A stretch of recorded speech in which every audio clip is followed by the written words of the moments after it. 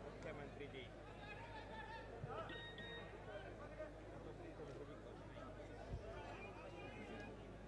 बोले भारत माता की। थोड़ा नारा लगना चाहिए कि सही जोर बोलो थोड़ा। गंगानगर जिले में करणपुर के अंदर कोई सभा हो रही है। बोलिए भारत माता की, भारत माता की।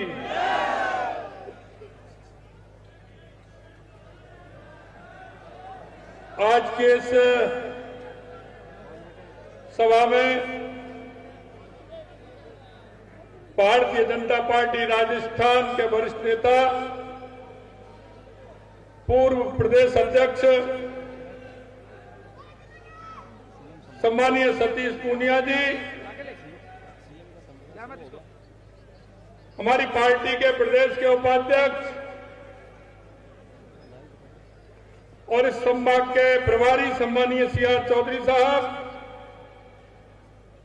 संभाग के सह प्रभारी श्री जोगिंदर सिंह जी, प्रदेश के मंत्री भाई विजेंद्र पूनिया जी, भाई आपके लोकप्रिय सांसद सम्मानीय निहाल चंद जी, पार्टी के जिला अध्यक्ष श्री शरणपाल सिंह जी, श्री चंपालाल जी और हमारे विधायक श्री गुरबीर सिंह जी बराड़ साहब,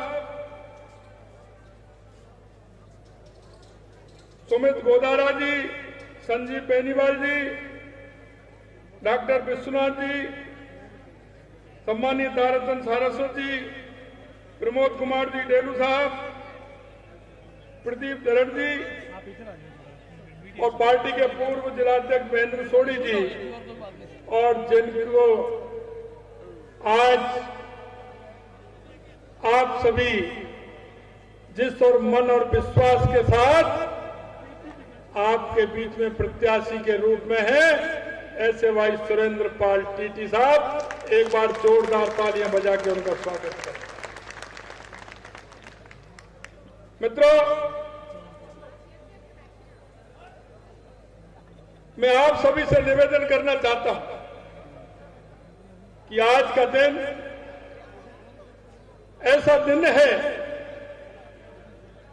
जो इस देश और समाज और संस्कृति के लिए जिन्होंने अपने आप को कुर्बान कर दिया, ऐसे गुरु गोविंद सिंह जी के शहजादे बाबा जोरावर सिंह जी और बाबा फतेह सिंह जी का बलिदान दिवस है। आपके मन में वो विचार आना चाहिए, इन्होंने इस देश और संस्कृति के लिए किस तरह से अपना बलिदान दिया। और मैं कहना चाहता हूं कि आज उसी बलिदान की वजह से आज हमारी संस्कृति दुनिया में पहले नंबर है और हम उस संस्कृति की बात करते हैं जो विश्व में अगुवाई बन करके चलती है। ये ऐसे नहीं, हमारे उन वीर योद्धाओं का बहुत बड़ा योगदान इसमें रहा है। मैं उनको नमन करता हूं। आज ही शहीद उधम सिंह जी की जयंती है। जैसा कि मेरे से पहले माननीय सतीश जी ने बताया कि उन्होंने जलियांवाला हत्याकांड का बदला किस तरह से लिया और इन्होंने अपने प्राणों की आहुति दी। ऐसे सम्मानीय उधम सिंह जी की जयंती पर मैं उनको भी नमन करता हूं। मैं माननीय प्रधानमंत्री जी यशस्वी नरेंद्र मोदी जी को धन्यवाद देता हूं कि 26 दिसंबर को उन्होंने वीर बाल दिवस के रूप में पूरे देश के अंदर मनाने का ये काम किया। आज हम सभी जगह इस दिवस को मनाते हैं। मैं आप सभी का अभिनंदन करना चाहता हूं कि हम सभी को इस बात के लिए सोचना पड़ेगा कि जो राजनीतिक दल इस देश के अंदर अपने आप को सबसे ज्यादा इस देश में जिन्होंने राज किया, उन्होंने इस देश के लिए क्या किया। मैं आपसे कहना चाहता हूं कि वो राजनीतिक दल जिन्होंने सिर्फ तुष्टीकरण के आधार पर, जाति के आधार पर और गरीबी का नाम लेकर के इस देश पर राज किया, हम उनसे पूछना चाहते हैं, इस देश के अंदर आपने जिस तरह से गरीबी के नाम पर वोट लिए, मैं धन्यवाद देना चाहता हूं यशस्वी जी, हमारे प्रधानमंत्री नरेंद्र मोदी जी को 2014 के बाद इस देश के राजनीतिक दलों को और राजनीतिक नेताओं को बदलने के लिए मजबूर किया है। और उन्होंने जिस तरह से राजनीतिक पार्टियां सिर्फ चुनाव के अंदर घोषणा करती थी, चुनाव के अंदर वादा करती थी, यशस्वी प्रधानमंत्री जी ने बता दिया और जनता में मित्रों ये विश्वास पूरे देश के अंदर है कि जो नरेंद्र मोदी जी जो कहते हैं वो करते हैं और करते हैं वो ही कहते हैं। उन्होंने राजनीतिक दलों को सिखाना प्रारंभ किया है, कैसे भी सही मित्रों, वो राजनीतिक दल के नेता भले कुर्ते के ऊपर जनेऊ पहनते हैं, लेकिन उनको बदलने के लिए अगर मजबूर किया है तो देश के प्रधानमंत्री नरेंद्र मोदी जी ने किया है। राजनेताओं के प्रति जो धारणा थी,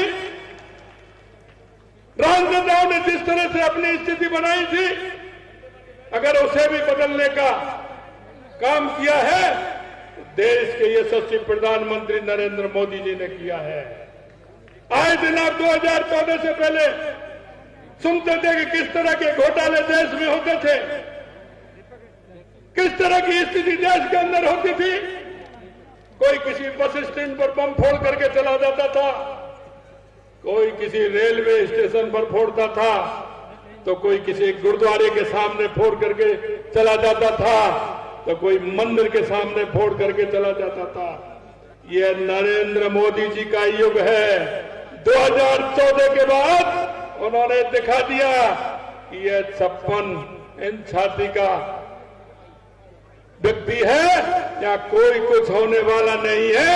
और उन्होंने देख लिया 2014 के बाद किसी भी तरह की कोई घटना नहीं हुई। अगर कोई घटना हुई भी है तो माननीय यशस्वी प्रधानमंत्री जी ने उन हमारे सेना नायक को खुली छूट दी है। आपको जवाब देना है और आपको जवाब वो देना है जो दुष्कर्म के मन में ये बात काम करे कि आगे कोई हमें ऐसा काम नहीं करना। यही नहीं मित्रों, एक गरीब कल्याण की योजनाओं के माध्यम से देश के यशस्वी प्रधानमंत्री जी ने जन जन में परसेप्शन बदला है और जनता इस बात का विश्वास करती है कि गरीब कल्याण की योजना है। क्योंकि कांग्रेस के लोग तो कहते थे दिल्ली से हम 100 रुपया भेजते हैं, 15 पैसे पहुंचता है।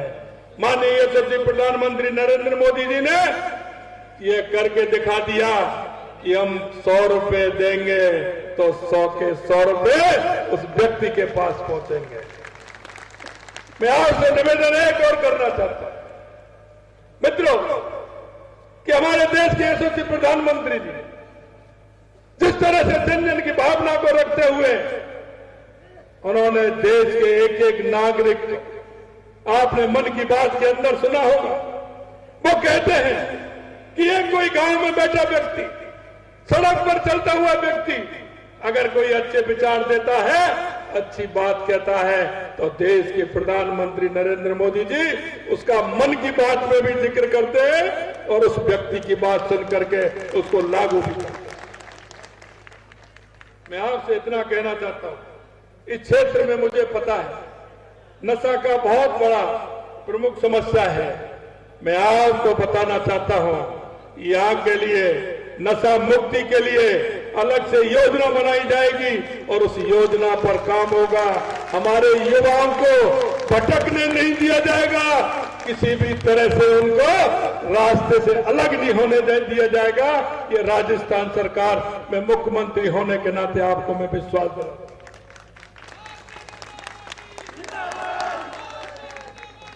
पाकिस्तान से होने वाली हथियार एवं मादक पदार्थों की जो तस्करी होती है, हम आपको विश्वास दिलाते हैं, हमने केंद्र में हमारी बात रखी है। उनको अगर इस तरह की तस्करी उन्होंने की तो उनको भी जवाब दिया जाएगा, क्योंकि हम जानते हैं ये सीमावर्ती इलाका है, हम इस काम को भी नहीं होने देंगे। और उनको भी चेतावनी देते हैं कि ये गलती आगे कर मत बैठना, क्योंकि ये मोदी की सरकार है, ये मजबूत सरकार है। आपकी एक एक बात का जवाब दिया जाए। मैं आपसे निवेदन करना चाहता हूं, हमने करतारपुर तक पहुंच सुगम बनाने के लिए करतारपुर कॉरिडोर हमने बनाया है। मैं आपको विश्वास दिलाता हूं कि उसका फायदा हमारे गंगानगर और हनुमानगढ़ को सीधा रास्ता निकलवा करके हम इस काम को भी करेंगे। सबसे बड़ी जो समस्या आपकी है, मैंने पूछा था, परसों मैंने डॉक्टर राम प्रताप जी को बुलाया था। आपकी फिरोजपुर फीडर जिस पर मरम्मत चल रही है, उसकी डीपीआर तैयार होगी, ये जल्दी तैयार होगी। मैंने परसों ही डॉक्टर राम प्रताप जी आपके बीच में है, मैं परसों डॉक्टर राम प्रताप जी को बुलाया था, उनसे मैंने अधिकारियों को बुलाया, यहाँ की जो सारी समस्या थी उन पर बात की और मैंने उस पर केंद्र पे भी बात की थी। आपकी जो सबसे बड़ी समस्या यहाँ पानी की है, उस समस्या का पूरी तरह से हल किया जाएगा और ये फिरोजपुर फीडर का भी काम किया जाएगा।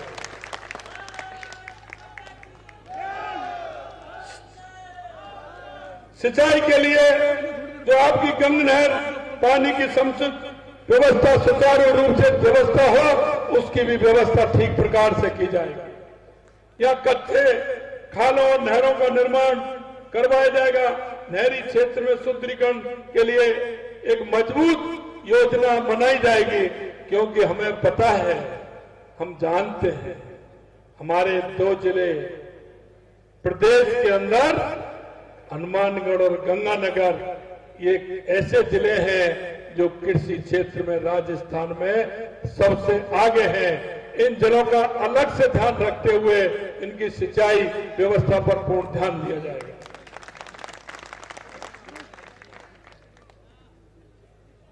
हमारी सरकार संकल्पबद्ध है। मैं उन युवाओं से कहना चाहता हूं, क्योंकि इस सरकार ने, पिछली सरकार ने युवाओं के साथ धोखा किया है। हम जानते हैं, एक पिता अपने पुत्र को जब परीक्षा की तैयारी के लिए किसी स्थान पर भेजता है तो पिता इस विश्वास के साथ भेजता है कि मेरा बेटा पढ़ाई करने के लिए जा रहा है, इसका नंबर आएगा, मेरे जीवन का ये साथी बनेगा। लेकिन पुत्र भी इस बात को कहता है कि पिताजी ने मेरे ऊपर विश्वास किया है, तो मैं भी पढ़ करके अगले आने वाले पेपर में मैं नौकरी के लिए काबिल हुआ और नंबर लेके आऊंगा। लेकिन आपने देखा मित्रों, 19 पेपर इस राजस्थान के अंदर हुए और 17 पेपर लीक हुए। उन युवाओं को जो कुठाराघात किया है और उन युवाओं के कुठाराघात को सहन नहीं किया जाएगा। जो भी इसके पेपर लीक के दोषी हैं, उनको सभी को सजा देने का काम यह राजस्थान में भारतीय जनता पार्टी की सरकार करेगी। हमने कहा है कि महिला की सुरक्षा हमारा पहला काम है। आपने पिछले दिनों देखा होगा कि महिला अत्याचार में राजस्थान पहले नंबर था। अरे ये तो वो देश है, प्रदेश है जहां माताओं की पूजा होती है, या माताओं ने राजकुमार के लिए अपने बेटे का बलिदान दे दिया, या माताओं ने पर्यावरण के लिए अपना खुद का स्वयं का अपनी बेटियों का बलिदान दे दिया। यहां तो माताओं की पूजा इस प्रदेश में होती है। लेकिन मुझे शर्म आती है, कांग्रेस के नेता कहते हैं कि ये मर्दों का प्रदेश है। शर्म आती है कि जब राजस्थान का महिला अत्याचार में पहले नंबर आता है, हमने वायदा किया है महिला सुरक्षा हमारा पहला काम है और हम महिलाओं पर किसी भी तरह का अत्याचार नहीं होगा। हमने कहा है, आपने पिछले दिनों देखा होगा, कांग्रेस का जो भी विधायक था अपने क्षेत्र का मुख्यमंत्री था, वो भ्रष्टाचार का मुख्यमंत्री था। उसके यहां कोई भी आता था बिना भ्रष्टाचार के काम नहीं होता था। हमने कहा है भ्रष्टाचार किसी कीमत पर सहन नहीं किया जाएगा। यही नहीं, अगर भ्रष्टाचार के अंदर उस भ्रष्टाचारी को बचाने का या उसका सहयोग करने की किसी ने हिम्मत दिखाई तो उसको भी नहीं छोड़ा जाएगा, उसको भी किसी कीमत पर नहीं छोड़ा जाएगा। आपके सामने आने वाला है, हम आने वाले समय में किसान सम्मान निधि में भी हम बढ़ोतरी करने वाले हैं। यही नहीं मित्रों, मैं आपको विश्वास दिलाना चाहता हूं, जो हमारा घोषणा पत्र हमने लागू किया था, हमने जन जन में हमारी एक एक रथ गया था, गांव गांव ढाणी ढाणी में हमारे कार्यकर्ता गए थे और उन कार्यकर्ताओं ने जो वायदा किया है, और वो कार्यकर्ता या हमारा बूथ स्तर का कार्यकर्ता है या मंडल स्तर का कार्यकर्ता है या जिला स्तर का कार्यकर्ता है या प्रदेश स्तर का कार्यकर्ता है, क्योंकि जनता में ये भागीदारी उस कार्यकर्ता की है। हमारा वो कार्यकर्ता जन जन में जाता है, जन जन में विश्वास दिलाता है। मैं आपसे निवेदन करना चाहता हूं, हमारा बूथ का कार्यकर्ता ने अगर आज से कोई वायदा किया है, मंडल के कार्यकर्ताओं ने आपके बीच में जाकर के अगर वायदा किया है, हम आपको विश्वास दिलाते हैं उस कार्यकर्ता का वायदा किसी हर कीमत पर पूरा होगा, हर कीमत पर। ये भारतीय जनता पार्टी है, यह जन जन की पार्टी है। जनता हम पर विश्वास करती है, हमारे कार्यकर्ता पर विश्वास करती है। हम आपको विश्वास दिलाते हैं, ये हमारा कार्यकर्ता जिस मन भाव से काम करता है, जनता के बीच में जाता है। हम जनता के बीच में जाकर के जितने भी हमारे फायदे हैं उनको पूरा करेंगे। और आपको भी मैं विश्वास दिलाना चाहता हूं मित्रों, समय बदला है, समय बदला है। हमने देख लिया, हमारे यशस्वी प्रधानमंत्री नरेंद्र मोदी जी, जो जनता के अंदर जो बात होती है, जनता के मन की जो बात होती है, जनता जो चाहती है वो ही करते हैं। और हमको भी यही है कि जो जनता चाहती है वो ही हम करने वाले हैं।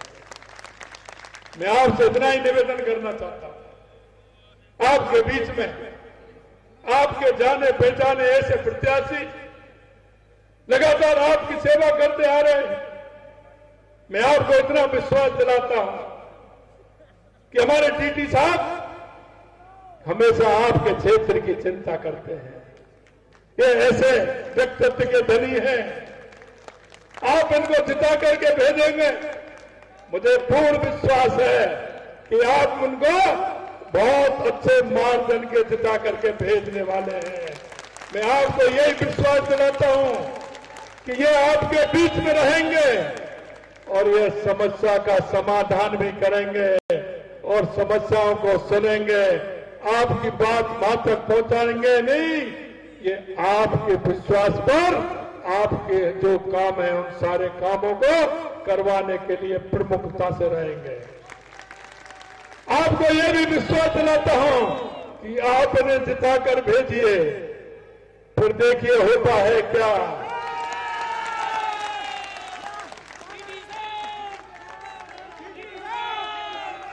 आपकी समस्या के समाधान के लिए हमारे टीटी साहब प्रमुख रूप से आपकी सभी की सेवा करने का काम करेंगे। इतना मैं आपको विश्वास दिलाता हूं।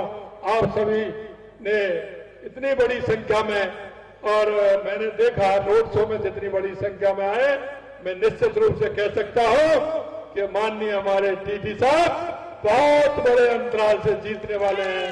आप सभी को बहुत बहुत धन्यवाद। सभी को नमस्कार। जय हिंद, जय भारत।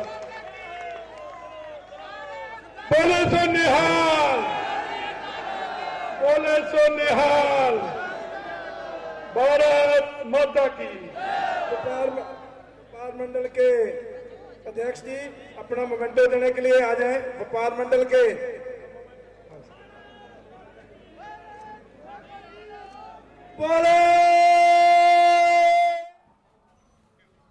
तो मुख्यमंत्री भजनलाल शर्मा को आप सुन रहे थे श्री करणपुर से, और आपको तस्वीरें भी श्री करणपुर से दिखा रहा है। आपको बता दें कि एक बड़ी जनसभा को मुख्यमंत्री भजनलाल शर्मा ने संबोधित किया और पिछले कांग्रेस के कार्यकाल को लेकर जमकर निशाना साधा और कहा कि हमारे प्रत्याशी एक बहुत बड़े आंकड़े से जीत दर्ज करने जा रही है।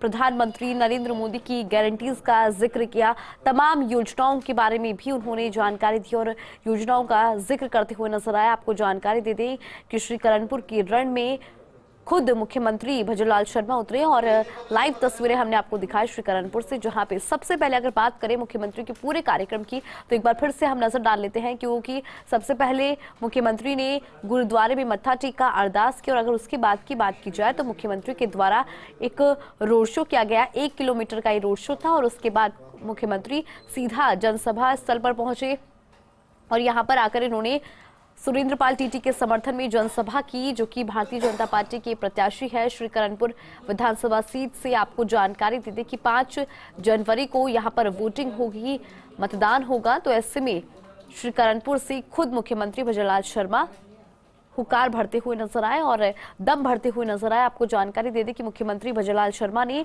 प्रधानमंत्री नरेंद्र मोदी की गारंटीज का इस दौरान जिक्र किया।